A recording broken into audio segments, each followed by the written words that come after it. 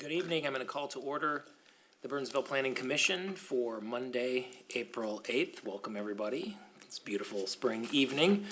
Our first item on the agenda is to approve the agenda. Are there any changes or additions from staff? None. From commissioners? Seeing none, I would entertain a motion. So moved. Second. It's been moved and seconded. Any discussion? Seeing none, all those in favor say aye. Aye. Opposed? Motion carries. Item 2, approval of the minutes of the March 25th, 2019 Planning Commission meeting. Any changes from staff or commissioners for that? No changes from staff. None from staff. None from commissioners. All right, I would entertain a motion on the minutes. I move. Second. It's been moved and seconded. Any discussion? Seeing none, all those in favor say aye. Aye. Opposed? Motion carries. Abstain. I wasn't here. Okay. We have 2 abstentions on the minutes. The second time it was, I you second, okay, Steve, okay. All right, item 3, that brings us to public hearing of City of Burnsville for an amendment to City Code Title 10, Chapter 30, signs. Ms. Garros. Welcome to the Planning Commission. Thank you.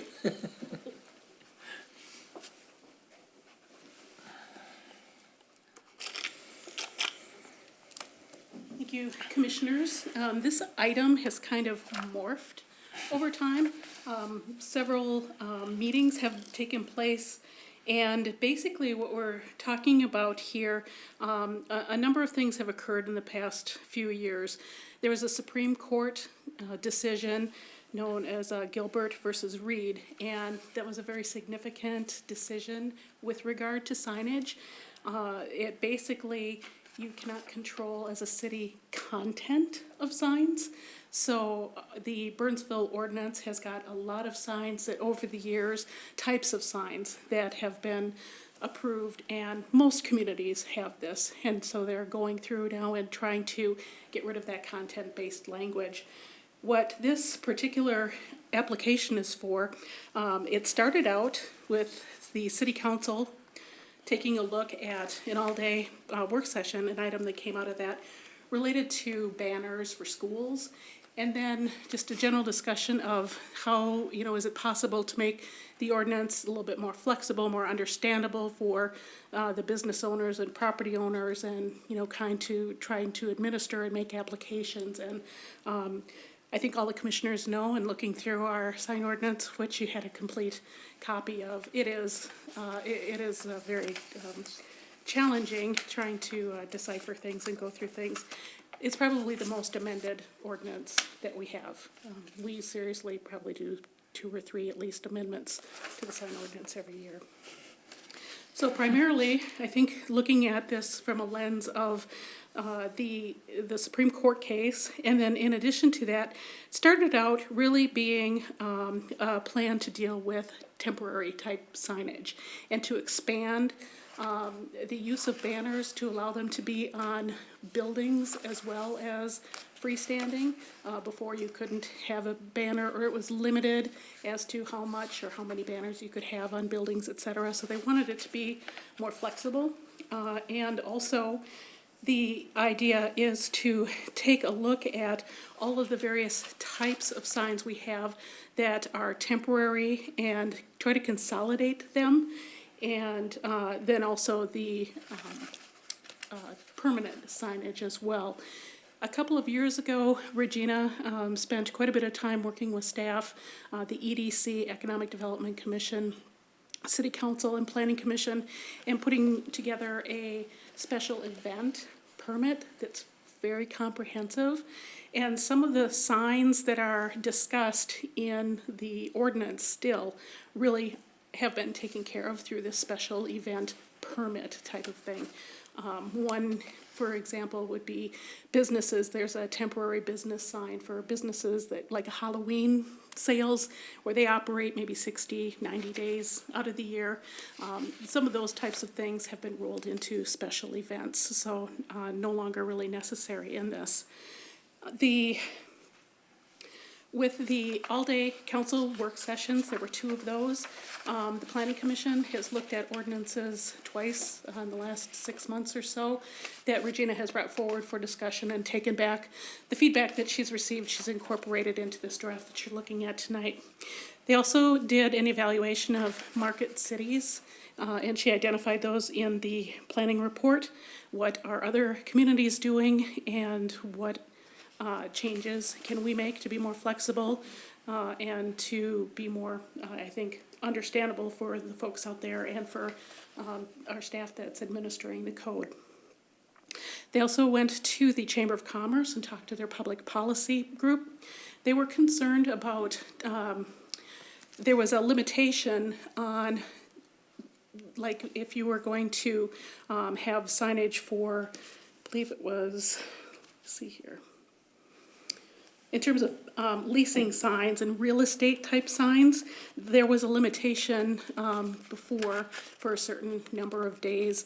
What's happened in this is really overall the ordinance in trying to consolidate types of signs goes from, you know, several different name type signs to temporary signs, permanent signs, banners are allowed, and actually there's more flexibility with the types of signs that are proposed.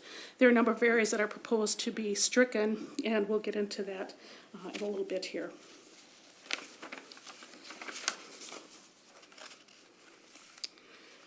So what we're looking at, the direction from the City Council, Economic Development Commission, and all the other folks that we've been working on, including Planning Commission, is to look at how to make this signage more flexible for businesses and property owners, to streamline the temporary sign permit process and consolidate it as much as possible, and to also streamline the permit process. The city has a sign permit application system that is online where you can, and also regular building permits, et cetera. So those things have occurred here over the last few years. There are temporary signs and then the permanent signs, and they're administered a little bit differently. But kind of the idea as we become more technological based, that you're able to do things online and it's simpler. To give you an idea, when the city was going through to update our website, what we were given as direction from the consultant that prepares that is that the typical age that you're trying to direct comments towards so they understand, 4th grade level. So things are, you know, we're trying to simplify things so that folks can understand that. In addition to the signs that we've just discussed, they also looked at, so we talked about the special sales event process, and then also consolidating signage where possible. So the types of temporary signs, Regina just put this slide together. We have all of these different signs that are listed in the ordinance now as temporary signs. So rather than, in terms of content neutrality, rather than call out it's an employment sign, it's a for lease sign, it's a this or that sign, you can regulate signage based on the type of sign in terms of, is it a, like categories, if you will, categories of types of signs. We can regulate the dimensions of those signs. We can regulate setbacks and where they're located on properties, but not the actual content that is in the signage. So that's kind of where that comes down to play. So the proposed changes are in your background, and then also Regina provided 2 different ordinances. The first one are all the red line changes to the existing ordinance, and that's the one that's very lengthy. The second one in the back is about 10 pages, and this one is, I think, a little bit easier to understand, but you don't see all of the various sections where things are brought out. So that's the reason for the 2 different types of ordinances. And with that, this is a public hearing, and I am here to be able to address questions or changes, modifications that the Planning Commission may have related to these. I do have all of the ordinance pages. that we can go through if we want to or not. I'll totally follow the direction of the planning commission, but we can refer to specific pages and things if there are questions or you want to look at making comments. Thank you. Thank you, Ms. Garros, and thanks to the staff for, I know this is, this issue's been a long haul, and I know there were a lot of other groups worked with on here, the Economic Development Commission and the Chamber's Policy Committee and so forth. Appreciate all that work. My question for you, you referenced the Halloween store signs, which has been a repeated pet peeve of mine as I live near Burnsville Center, and they're on every intersection. Those are not approved signs, are they? The ones that are No. by the stop, okay, that's just what I, No. because I looked in here trying to figure out what requirement are they, how are they getting their great placement? And I just wanted to underscore that. Okay, thank you. Commissioners, questions for Ms. Garros? Mr. Chair. Commissioner Benke. Sure, I'll start it out. Yeah, again, yeah, thanks. I mean, quite honestly, obviously signage, I think, is one of the most heavily regulated part of any code, any city's code. I had a couple of things, and the first one, I think, goes to, keeping up with the newest and greatest, which is the flag style stick in the ground, which doesn't appear to be covered in our definitions at all, or is it? That would be, I believe, that would follow under a banner type Okay. of sign at this point. Because okay, because of the word poles in the wording and the definition under banner. Okay, Yep, I believe so. okay. I They're, would've- yeah, really try to extend the definition of Right. banner. Well, the reason I say that is because flags seems to be missing as a word, and I've heard those called that in the industry. So I was just wondering if there might be a need to help you guys out by including Some that language to address yeah. that. Yeah, and the reason that came up is because I saw that banners was the focus, and we have banners, we have bannerettes, and we have, another change was permanent sign. And permanent sign is a sign that is affixed or attached to a building, ground, or a structure which cannot be removed without special handling. There's no definition of special handling. So I'm just, again, looking at it from an applicant standpoint, can somebody say that a banner tied to eye bolts in the side of a building that needs a ladder to get to, that's special handling, so all of a sudden that is a permanent sign, and it's not, then they're trying to make it not fall under the banner rules. Certainly. We can address that. Actually, I thought of that too, in going through these. You know, I was looking as to what does that actually mean? We certainly can look at adding that or clarifying what that means. Under wall sign, the last line is banners do not qualify as a wall sign. So that text could be something that we took for permanent sign and simply said banners do not qualify as a permanent sign. It's possible that could work. Yes. Okay.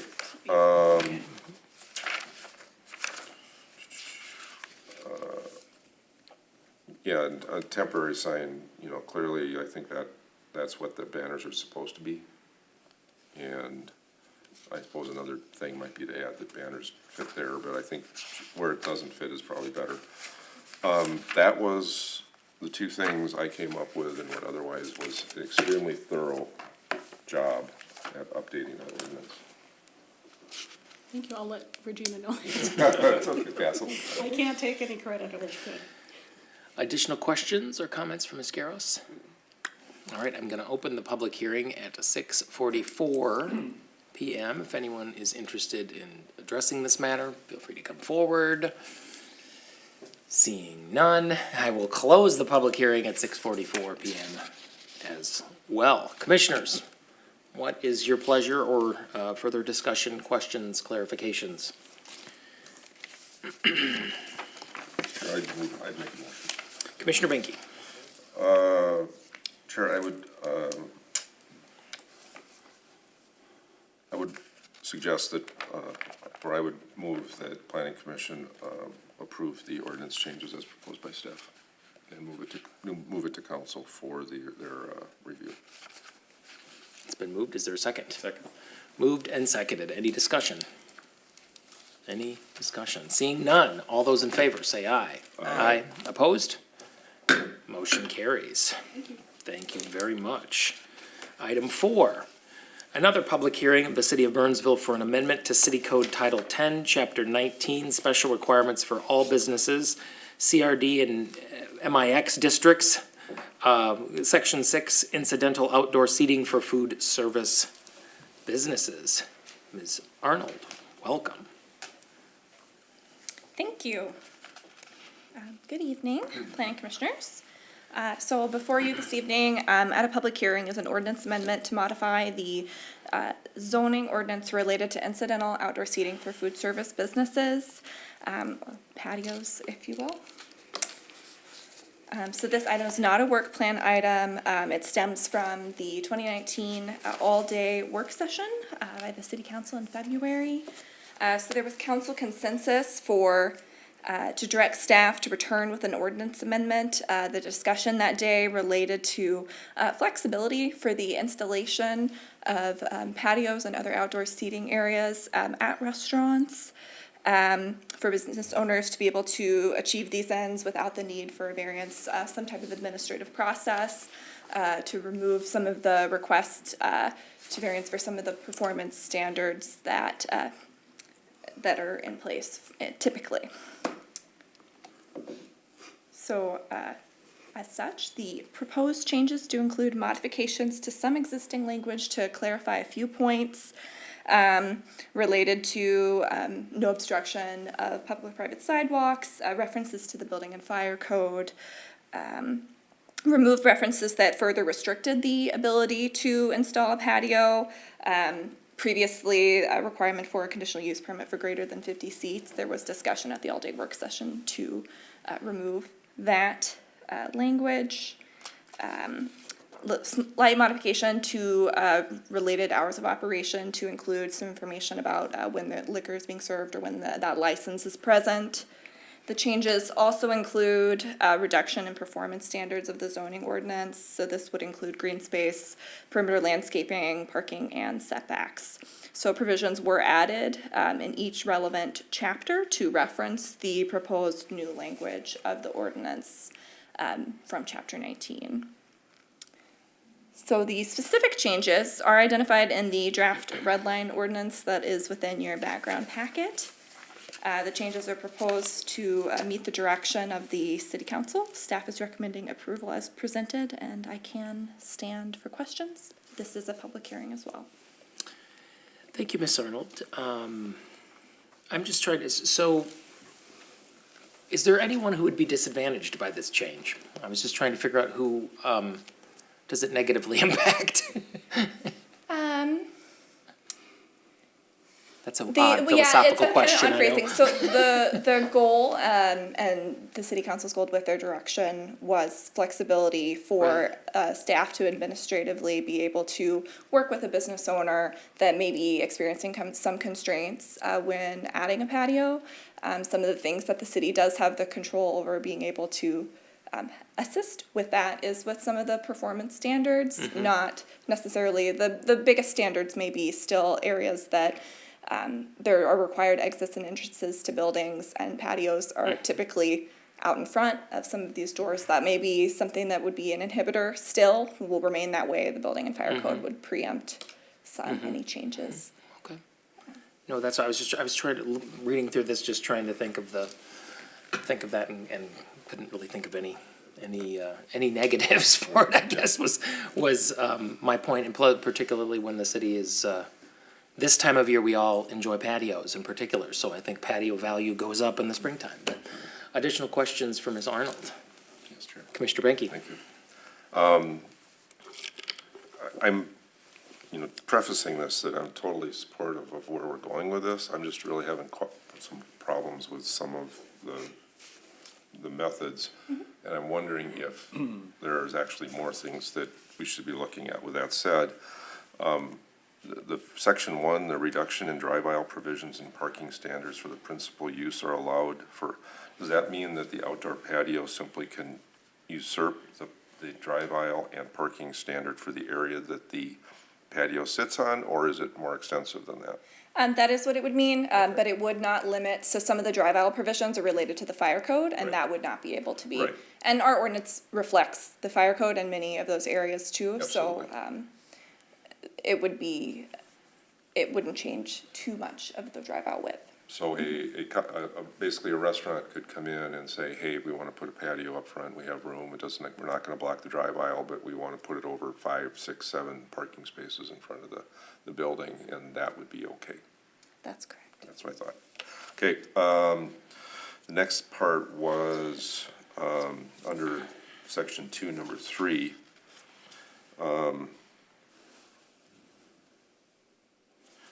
Yeah, basically, that, it's just saying that seating area then needs to be defined by the use of landscaping, temporary fencing, or other means that defines the seating area. So that obviously also can't encroach into any drive aisles or any other required traffic patterns.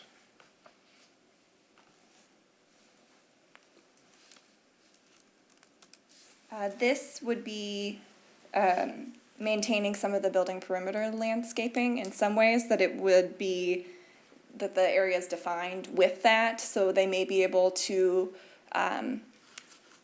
reduce the building perimeter landscaping to put in the patio, but with this type of language, defining the outdoor seating area with additional landscaping or fencing would be a natural extension of that. Right, I Is guess that- that's sort of a point that I sort of have tried to have us look at once or twice before, because if the patio is part of the building, you know, a lot of times we end up granting a variance because the landscaping doesn't run right along the side of the building.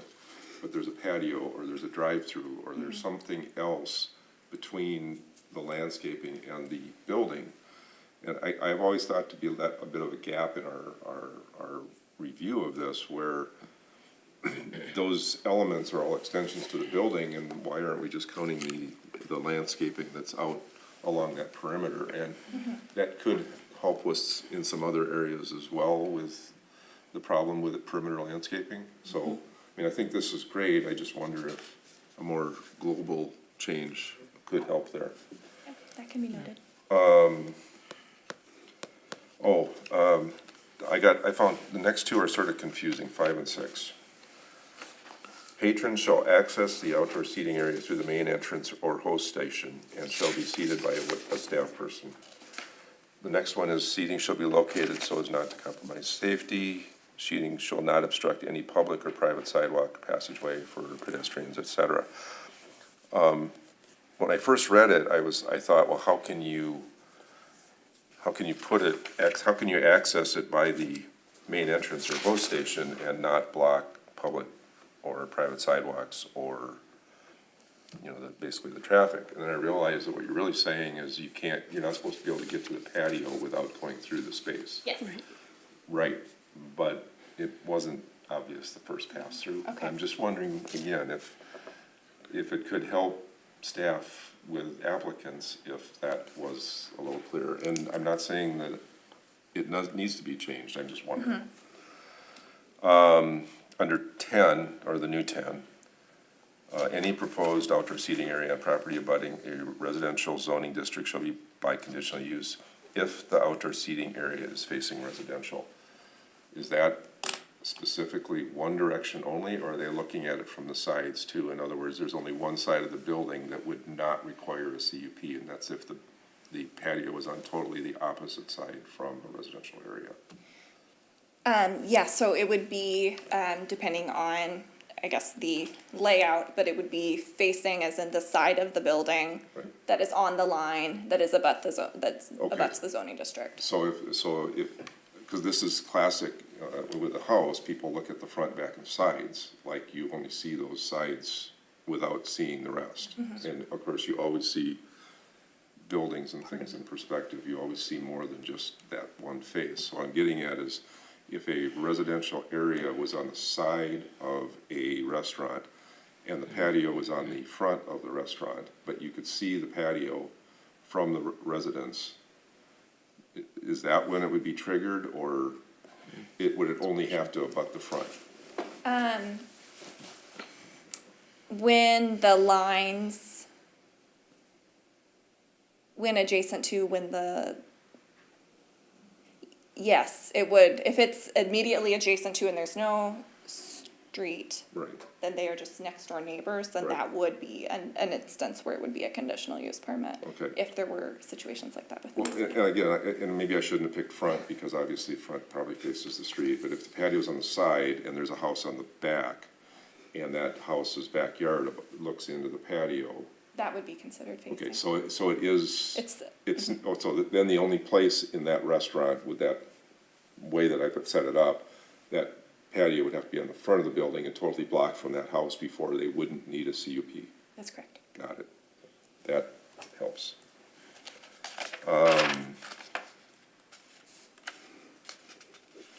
Number 12, it basically sort of, it seems like there's a blanket ability for staff to reduce the performance standards, which obviously is the text that directly relates to what the city council asked for. That's correct. And that's, and, I mean, it really just reinforces things that are elsewhere written in the code, I guess. And then that's simply repeated through the rest of the changes. That's correct. Statements to reference the new proposed language. Okay. I made a note here. Yeah, typically, what kind of variances have been asked for restaurants at trying to add patios? In other words, are there more that we should be looking at to help?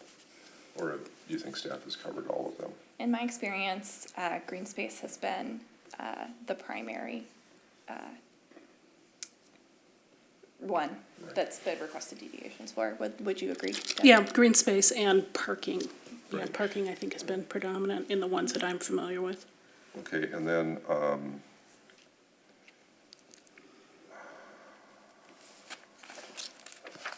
my train left the track. Oh, well, must not have been important. Commissioners, additional questions? Commissioner Timmerman? The questions I have are kind of, excuse me, related to new construction versus existing businesses, and the permitting process for building the patios. What would require an existing business to actually pull a permit to build or expand a patio? Or is this something that they can do as long as they meet the ordinance? They could do as long as they meet the ordinance. Okay. And so I guess my follow-up question is for new construction, the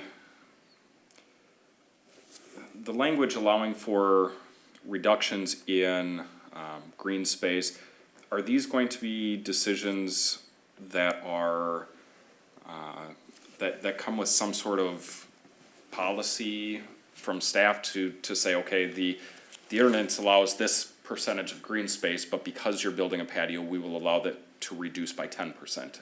I guess I'm wondering what are the parameters for how big this can be on somebody's particular property?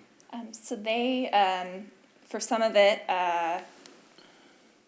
the environmental overlay districts would apply. So if there were, and stormwater requirements would still apply, so that may be something that would be inhibitive naturally to that. But built into this proposal, there is no mathematical equation for the reductions. I guess my concern is that because there wouldn't necessarily need to be a permit pulled to build one of these patios, we could have a lot of businesses expanding their patios and then not necessarily meeting the ordinance. I don't know how to alleviate that, but I just see that there's a lot of flexibility granted here without much direction either. Right. There are some, typically during the expansion of any parking area, and included in that may be the patio area, an applicant or a contractor who's working on this would still coordinate with our building official and fire marshal related to the accessibility code for required entrances and exits. So that would be an area where they would still be coordinating with staff on it, even when a permit is not required.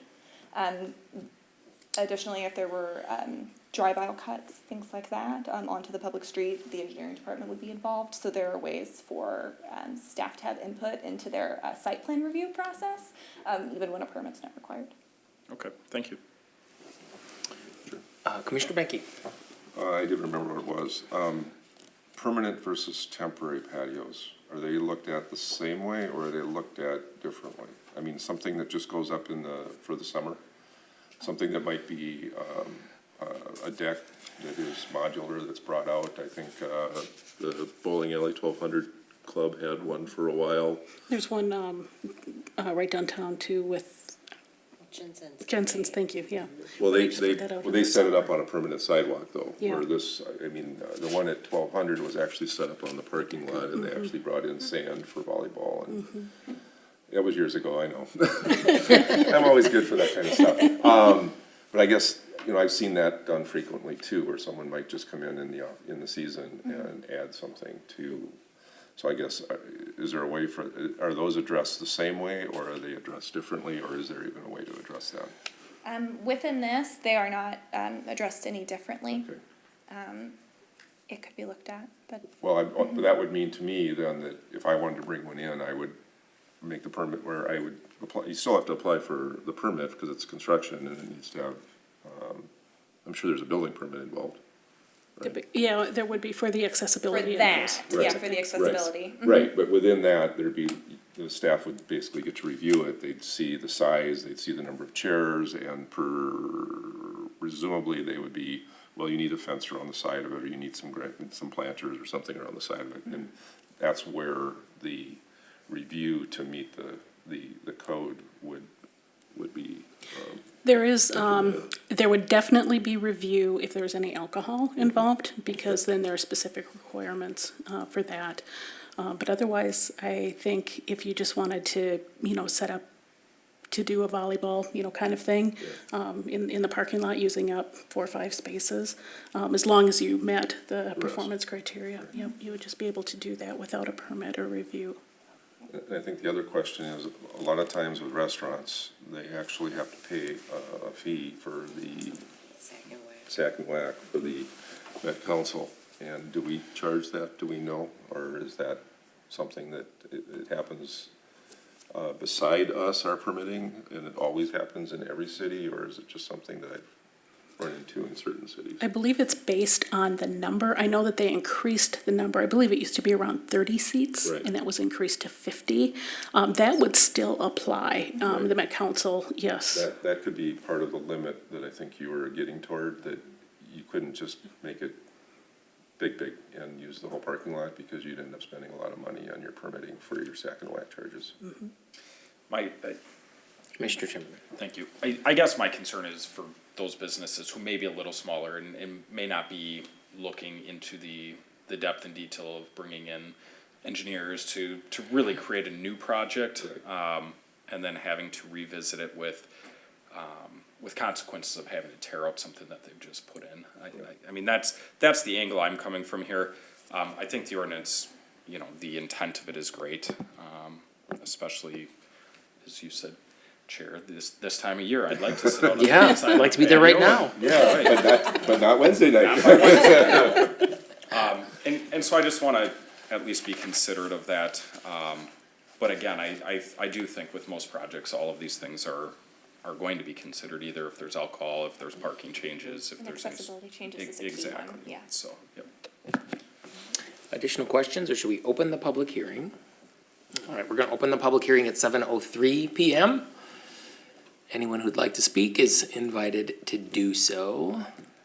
Seeing none, we'll close the public hearing at 7:04 PM. We're gonna round 5 seconds ahead.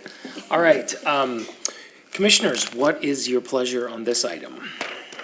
Entertain a motion, or we can have further discussion? Mr. Chair, I make a motion. Commissioner Benke? I would, again, move that the planning commission recommend the city council approval of the ordinances as presented. It's been moved, is there a second? Second. Moved and seconded, any discussion? Seeing none, all those in favor say aye. Aye. Opposed? Motion carries. All right, that concludes our items for this evening. Number 5, though, is updates. Ms. Garros, anything from staff? Well, I guess we do. A couple of items for you. Let's see, if I can just find out where I put them.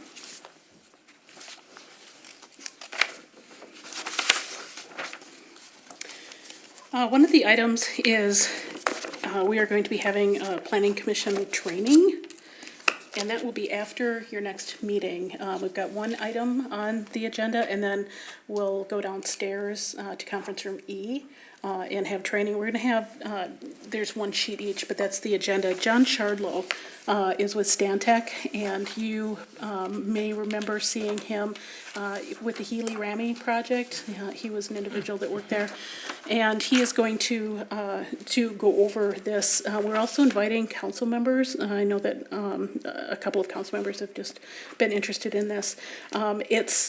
We think that it would be very beneficial. Mr. Shardlow was a planner or with a consulting group that did planning for Burnsville for years. The early comprehensive plans, a lot of the zoning ordinances. They've also done special studies for the city over the years. I think what's unique about John is that his company also represents the private sector developers. So this would be an opportunity to go over, it's not like the other one where we have the city attorney go over the, all the legal aspects and whatnot. This is more of an opportunity to talk about some of the projects that you've seen as you've been on the commission. We've got, a lot of new commissioners. If you have any questions, just how you handle different types of situations. But I think, in terms of, I know there have been some questions, and this was a while ago, but we had one application where they wanted to do, have a PUD deviation for some siding. And that was a concern of at least one of the commissioners, that the developer, may go away if they didn't get that standard. So some of those types of things I think would be very helpful for you. And from John, coming from both sides, and he also does these presentations for Government Training Service and for the Planning Association and whatnot. So we just thought that it'd be kind of an opportune time. We don't have much on the agenda. It's just a short agenda, so we thought we would do this. So just wanted to pass that out to you. Sounds good. And then we have the agenda for the fourth. Agenda. That's it, yep. Okay. And just a couple of quick updates from the April 2nd council meeting. They did approve the PUD amendment for junction 35W and 13, subject to the 20 or some conditions that was approved on consent, so it was as Planning Commission recommended. And then also approved was the Chase project for a 109-unit apartment building. And that was an interesting meeting for the Planning Commission and the council. So if you would like something to do some night, just for fun, you can pull that up. And then they approved the Kramer concept stage PUD, again, as recommended by the Planning Commission. So I think with that, that's all we have. Unless you have something else. I do not. Thank you.